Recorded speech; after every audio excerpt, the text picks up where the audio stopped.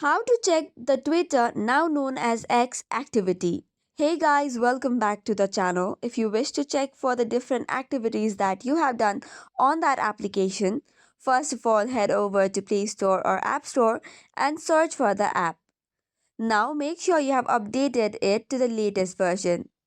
Then after launch the application and log in, tap on your profile on the top left corner and head over to bookmarks.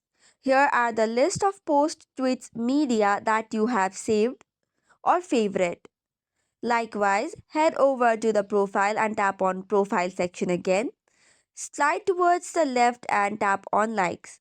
Here are the list of tweets, posts or medias you have liked. Head over to the media and here are the sections that you have posted. Similarly, you can head over to articles just on the left of media option. You can write articles on the X by doing so, but only Premium Plus subscribers may be able to publish it.